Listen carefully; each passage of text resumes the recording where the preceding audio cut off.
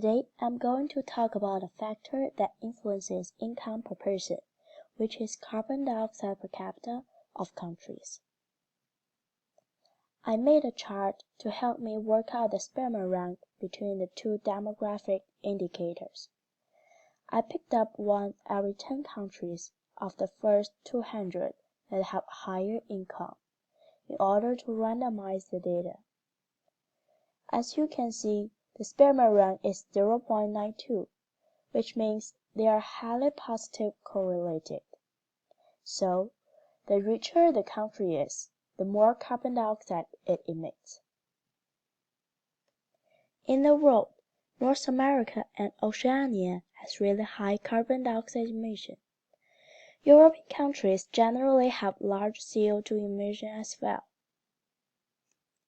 Then let's see what's going on with the graph in Gapminder.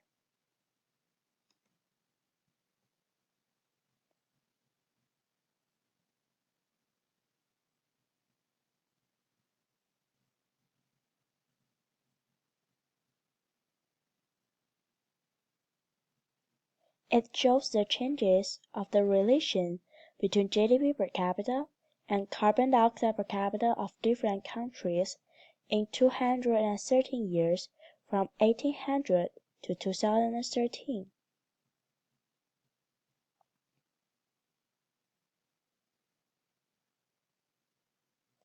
We are going to pause at 2013. As you can see, it is a positive linear, which corresponds to the sperma rank. Most of African countries, which are shown by blue circles, generally have low GDP per capita and low carbon dioxide emission. Americas and European countries, which are shown by green and yellow circles, are richer and have greater CO2 emission. Qatar has the highest income per person and carbon dioxide per capita because it has an abundance of petroleum and liquefied natural gas, which give Qatar a high rank of GDP per capita. However, North Korea is an anomaly in the graph. It has a high carbon dioxide emission, but relatively low GDP per capita.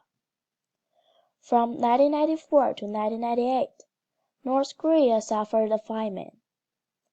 Since 1998, there has been a gradual recovery in agricultural production. But by 2013, most households have borderline or poor food consumption, and consumption of protein remains inadequate. Another anomaly is Trinidad and Tobago. Its economy is primarily industrial, with an emphasis on petroleum and petrochemicals.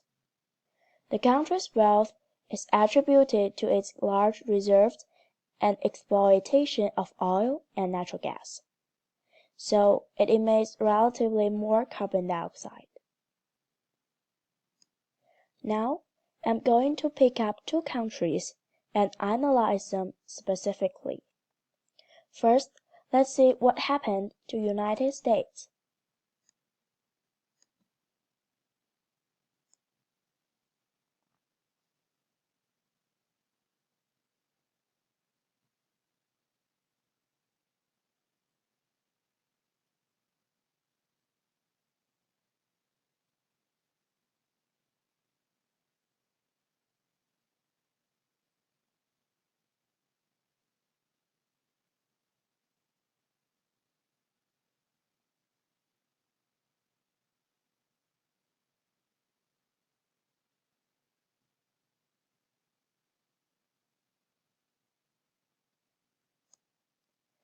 As you can see, the carbon dioxide emission increased rapidly from 1825 to 1860.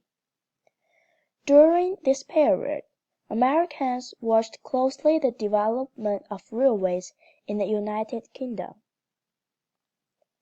By 1850, over 9,000 miles of railroad lines had been built.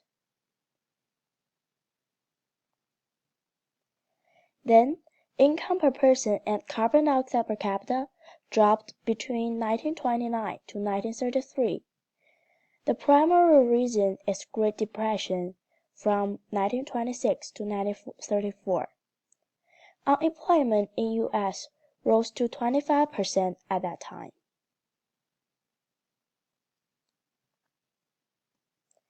What's more, Russia has interesting changes as well.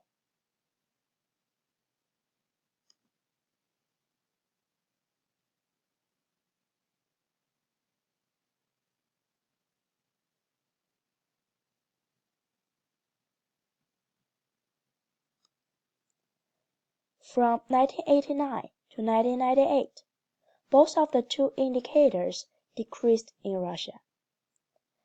The Berlin Wall collapsed in 1989, and the Soviet Union did so 2 years later. Since then, Russia's transition to a market-based economy and a Western-style democracy has been slow. Low productivity, low employment, and low utilization can be phenomenon. Therefore, income per person and CO2 per capita declined.